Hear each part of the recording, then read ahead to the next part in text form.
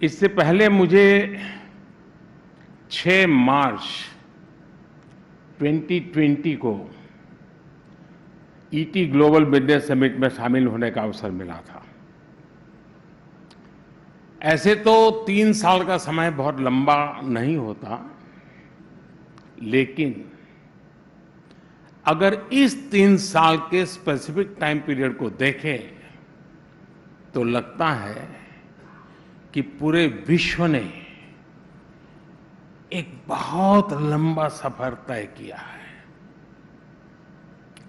जब हम पिछली बार मिले थे तो मास्क रोजमर्रा की जिंदगी का हिस्सा नहीं थे। लोग सोचते थे कि वैक्सीन तो बच्चों के लिए जरूरी है या फिर कोई गंभीर बीमारी है तो मरीजों के लिए जरूरी है।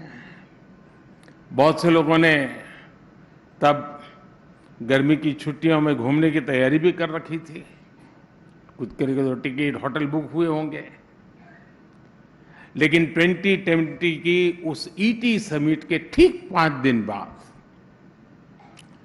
WHO ने कोविड को पैंडेमिक घोषित कर दिया और फिर हमने देखा कि कुछ ही समय में पूरी दुनिया ही बदल गई। इन 3 वर्षों में पूरा विश्व बदल गया है, वैश्विक व्यवस्थाएं बदल गई हैं और भारत भी बदल गया है।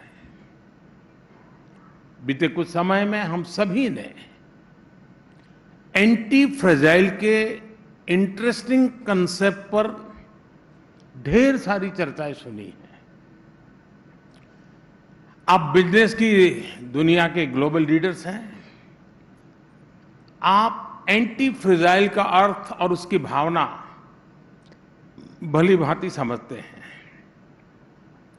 एक ऐसा सिस्टम जो न सिर्फ विपरीत परिस्थितियों का मुकाबला करे बल्कि परिस्थितियों का ही उपयोग करके और ज्यादा मजबूत हो जाए, विकसित हो जाए।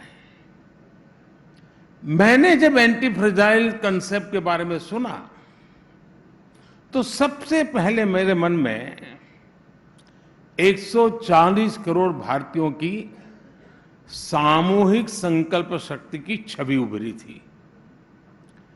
बीते 3 वर्षों में जब विश्व कभी कोरोना, कभी युद्ध, कभी प्राकृतिक आपदा की चुनौतियों से गुजर रहा था, तो उसी समय भारत ने और भारत के लोगों ने एक अद्भुत संकल्प, एक अभूतपूर्व शक्ति का प्रदर्शन किया। भारत ने दुनिया को दिखा दिया है कि एंटी फ्रेजाइल होने का असली मतलब क्या होता है।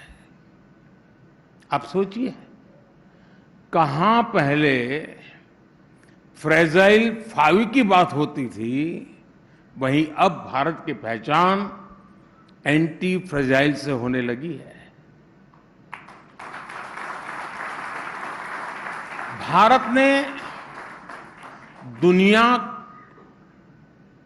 को पूरे विश्वास से दिखाया है कि आपदा को अवसरों में कैसे बदला जाता है।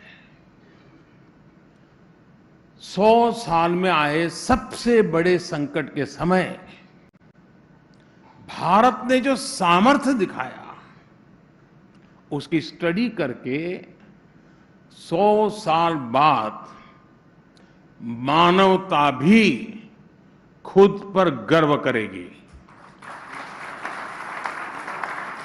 आज इस सामर्थ्य पर विश्वास करते हुए भारत